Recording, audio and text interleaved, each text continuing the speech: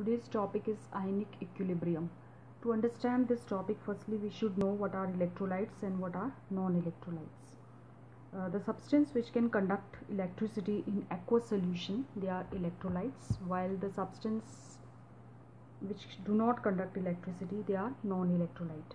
It was Faraday who further distinguished and classified these electrolytes into strong, moderate and weak electrolytes. Now let us first understand what are these strong, moderate and weak electrolytes. So first is the strong electrolyte. It is a solution which completely dissociate, that is strong electrolyte when dissolved in water, they ionize almost completely. Like NaCl, it is a strong electrolyte. On dissolving in water, it ionizes into Na plus ions and chloride ions. Similarly, all strong acids and bases, they are strong electrolyte and they can conduct electric current in the solution, like as it is given over here, HCl, HNO3, sulfuric acid, they are example of strong electrolyte. They are having a degree of ionization 1, that is alpha will be 1. Now let us come to the moderate electrolytes. Moderate electrolytes, they exhibit intermediate behavior in terms of dissociation, that is they ionize to about 50% in the aqueous solution. Here we have given the example of trichloroacetic acid. It is a moderate electrolyte. Now let us talk about the weak electrolytes. These are the electrolytes that does not completely dissociate in aqueous solution. They dissociate to a very small extent, like acetic acid we can take. When dissolved in water, ionizes only partially to the extent of 5% to give you the hydrogen ions and acetate ions. So it is an example of weak electrolyte. So when equilibrium is established involving the ions in aqueous solution, that is known as ionic equilibrium. Degree of dissociation. The degree of dissociation of a substance is defined as the fraction of molecules dissociating at a given time. Let us consider this reaction in which a weak acid dissociates in aqueous solution, and it is giving you H3O plus ion, hydronium ion and A negative.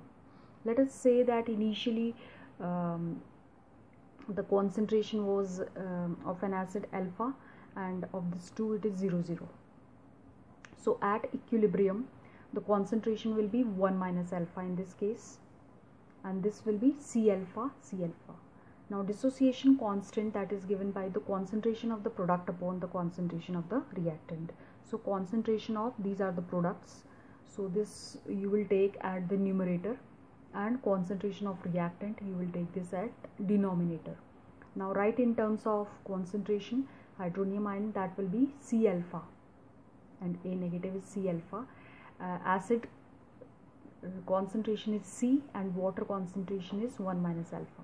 So when you calculate this, you will get C square alpha square upon C 1 minus alpha. C will get cancelled and you are left with C alpha square. Now let us discuss factors which are affecting the degree of ionization. Degree of ionization, it depends on many factors like the nature of the solute, the nature of the solvent, the concentration, the temperature, the presence of common ions.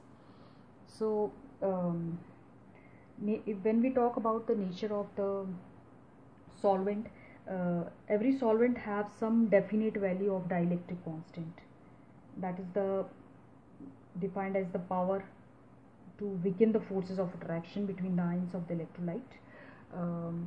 So higher the dielectric constant of a solvent, more will be its ionizing power. So water is the most powerful ionizing solvent since its dielectric constant is high. Degree of ionization, it increases with the dilution. Before infinite dilution is attained, degree of ionization of an electrolyte in solution, it increases with temperature, because as the temperature is increased, more of the molecule will split into ions and degree of dissociation increases. One more factor is the common ion effect, that is the degree of dissociation of an electrolyte decreases when another electrolyte is present, which is furnishing the same common ion. For example, dissociation of ammonium hydroxide in presence of ammonium chloride. So that is due to the common ion effect. And it also depends on the nature of the solute, because some electrolyte like mineral acid, alkalis, they are almost completely ionized in water because they are strong electrolytes, whereas some electrolytes like organic acid and base and some inorganic acid and bases, they are ionized to a very small extent because they are the weak electrolyte. Thus the degree of ionization, it depends on many factors. Now let us see what is the ionization constant and ionic product of water. Let us consider the ionization of water. It weakly ionizes to give H plus ions and OH negative, and due to ionization of water, it will conduct. It is a reversible process, so we can apply law of mass action. So the ionization or dissociation constant, that will be the concentration of the product upon the concentration of the reactant, where K is known as the dissociation constant or the ionization constant of water. Now since the degree of ionization of water is very low, the concentration of ionized water may be assumed as a constant. So I will cross multiply here, so we will get the concentration of H plus ion OH minus is equal to K H2O.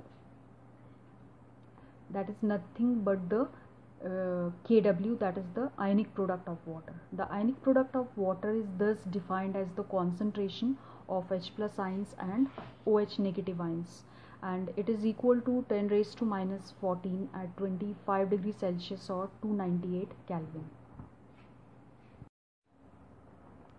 Or you can, in terms of pKw, you can write it as pKw is as it is minus log of Kw.